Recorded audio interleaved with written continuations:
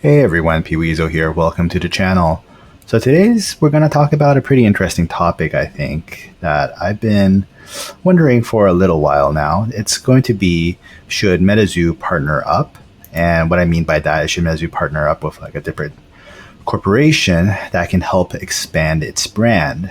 So I'm not in the industry, and by that I mean I'm not in the gaming industry, I'm not in the collectibles industry, I'm not in the like series industry or anything like that.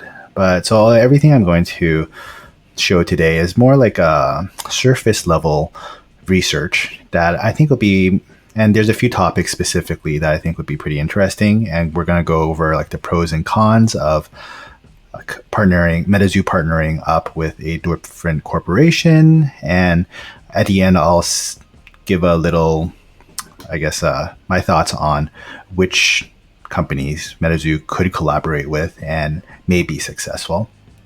So first off, there's all the other TCGs that are pretty popular right now, especially the big three, Pokemon, Yu-Gi-Oh, and Magic. They all have partnerships with other corporations. Yu-Gi-Oh has Konami behind them, Pokemon has Nintendo behind them, and Magic the Gathering has Wizards of the Coast, which is a subsidiary of Hasbro.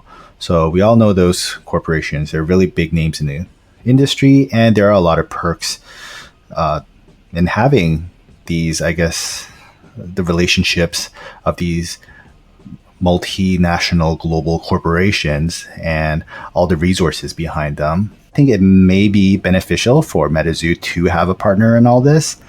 Like other TCGs, they have like Dragon Ball Super, they have Bandai behind them. Final Fantasy TCG, they have Square Enix. Harry Potter, they have Warner Brothers. The list goes on and on. There's most, if not all, the big TCGs all have like a partnership with someone. And that's where we go into the pros and cons of partnering with a different, larger corporation. The first pro that I want to get into is just supply chain management. So the supply chain distribution management. So this is just a really brief graph of how it really works. So it starts with, so this would be kind of like the Kickstarter, where we see the consumer, so they want the demand for the product. And then we go into the raw materials that's needed to make the product. It's kind of like lumber. And then the different ink, I guess. So all the stuff you need to make a TCG game. Then you get the supplier, which supplies the items needed to create the product. It goes into the manufacturer. So that's like the printing presses, the cardboard, the TCG cardboard, people that print the cards. Then you get the distributors. So this is like MJ Holdings. It's like Universal in Canada. There's like Asmodee, and then they would go to the retailers, and the retailers would either be like the local game stores that's locally around you, or bigger box stores such as like Walmart, Target, etc. And then, of course, after the retailers, it reaches the consumer again, and then that's us really enjoying the product. And it's just like a circle that goes round and round and round. So Metazoo right now, they are like a smaller operation, although they are growing very fast, and they have been doing some hiring lately. They're pretty much, I think they said that they were 40 employees strong, and that included some of the artists as well. So I think they have more personnel now, but I think in order to meet the large demand, and especially with some of the drops, so there's like 100,000 like SKUs of just the booster boxes alone internationally, and then there's a lot of like blister packs, there's spell books, there's like starter decks, event release decks, all that stuff. So there is a lot of product moving around, and I think Metazoo is doing a pretty decent job, but like especially when the product's coming from their marketplace directly, I think there can be a little bit more assistance that could go into helping the product get out in time, the accuracy of the orders, and just like the conditions that they were arrived in. Most of the products seems to be pretty okay, but there are some people that have mentioned that it could be improved. And I think that partnering up with one of the bigger distributors with a very established supply chain distribution already would be very helpful for Metazoo. The second thing that would be helpful for Metazoo, I think, is the global international reach of Metazoo. So currently, the majority of reach for Metazoo is within the United States, and there are some issues with the international distribution of products. Not saying that it's Metazoo's fault or anything, but it's really hard to, I think, keep tabs on what all the distributors are doing and how the products are being released in different countries. For instance, I know that in Europe, there has been some issues with like LGSs and people receiving some of their products. And I think that could be resolved pretty well and this kind of ties back into supply chain distribution again, if a larger corporation was partnered with Metazoo, and also like to reaching the international audience itself for the global reach aspect. I know Metazoo is going into Yokai Island in 2023, so that's the next arc after Cryptid Nation. And that will, I think, affect the Asia market a little bit more, because that'll include cryptids from like Southeast Asia and like Japan, Korea, China, etc. And then after that, the next arc will be Grimm's Kingdom. And Grimm's Kingdom, I think, will contain quite a few European folklore. And that will entice a lot more Europeans' interest into Metazoo as well.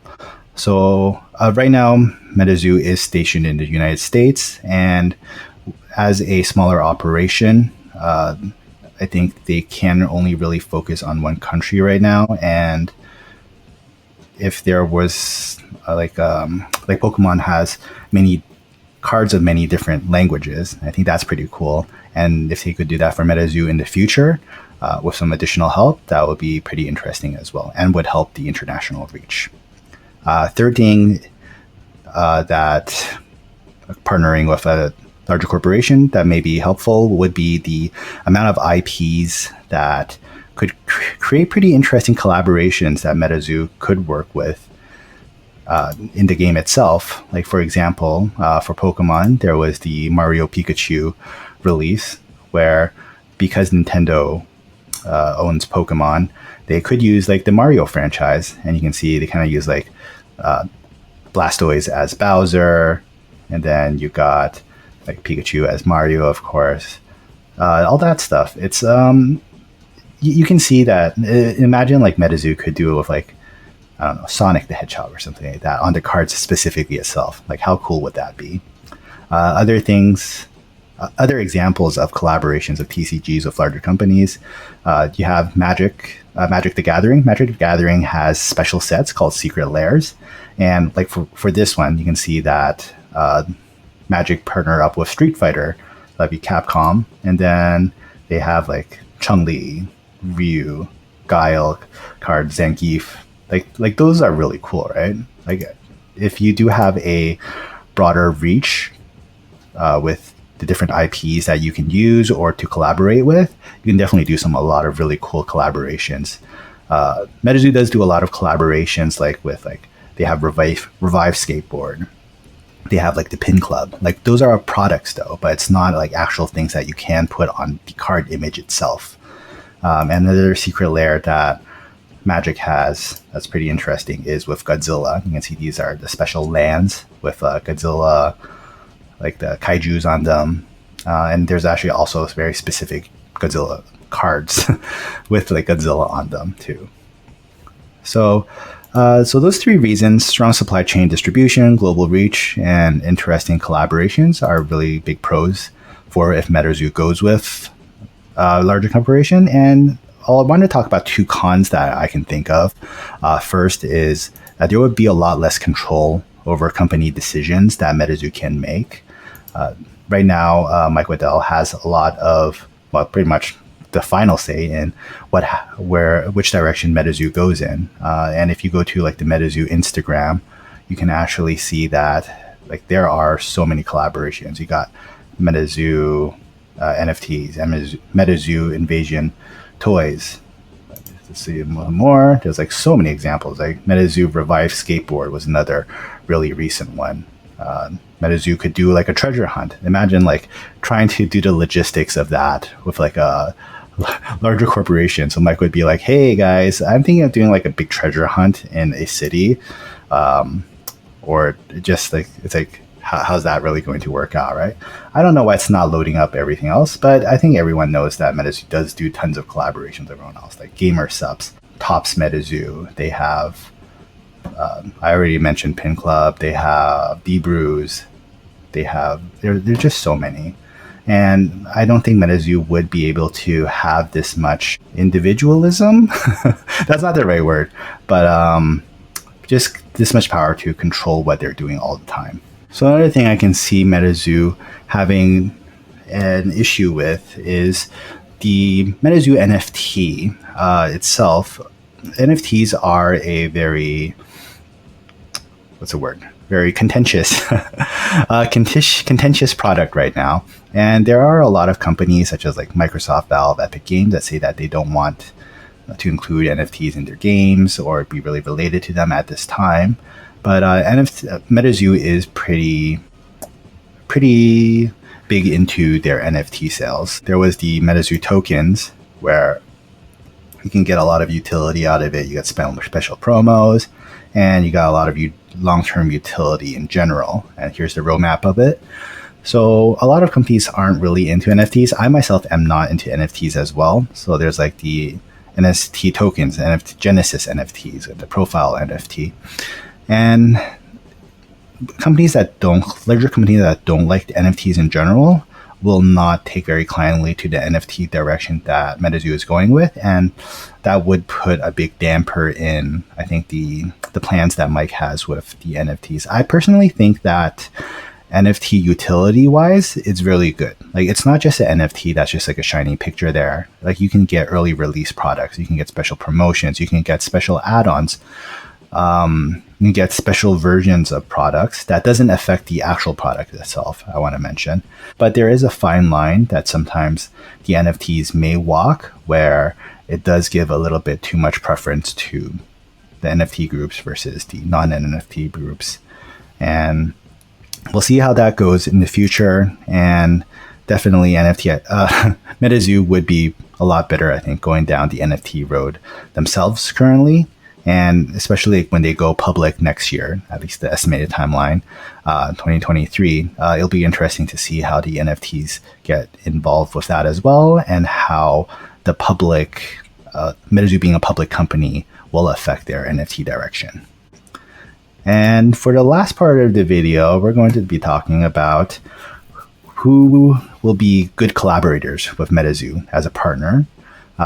First one I should mention is Sanrio. So we have Mr. Craig Takiguchi, which was mentioned earlier this year or late last year. It became a board member and investor in Metazoo. And Mr. Takiguchi is pretty high management in Sanrio. And I think this was a strategic choice by Metazoo to maybe expand to Asia in the future. Like, China is a very big market for just any industry, gaming industry, movie industries, entertainment industry. Like, Asia, just the amount of people in Asia is very worth looking into in the future. And onboarding Craig Takiguchi is very, I think, important in that plan. Sanrio itself doesn't have that many TCGs. Sanrio kind of like partners up with like Upper Deck or Tops or like Panini to create like their products. They have like a Hello Kitty TCG, but it's not very popular. And if Sanrio can get the use of like and be able to spread the Metazoo IP and the different characters, they can make things like really cute into like TV series or plushies or toys, or get them into their Sanrio shops. That'd be a really cool partnership. And I think there wouldn't be too much butting of heads in there, because Sanrio is a Japanese corporation and the Metazoo is a United States one. So culturally, I think they would be able to do their own things, but just be able to open to their resources and all that. Another potential partnership that I think would work pretty well is Metazoo with Sega. Sega does have a very long history in the gaming industry. They have pretty strong IPs in general. Although some IPs have been, I'm not sure if they're borrowed by Nintendo, but some of their character rights have been given to Nintendo, especially like you can see in Super Smash Bros. Brawl. You can see there's a lot of Sega characters in there, and with a lot of the rights given to other corporations by Sega, like having the Metazoo IP and Metazoo, the amount of cryptids that, although cryptids themselves are pretty fair use, Metazoo does a good job in copyright law in securing like specific looks of their specific cryptids or their specific way of like wording how and describing how the cryptids look like in Metazoo. So I think Sega would really benefit from that. And you can see that like Sega is trying to get back into the game. If you go down here and you see like 2015 present restructuring. So Metazoo is kind of restructuring within the past decade type of situation. And due to like the pandemic, a lot of they have been trying to get some new, I guess, new blood, new ideas into Sega itself.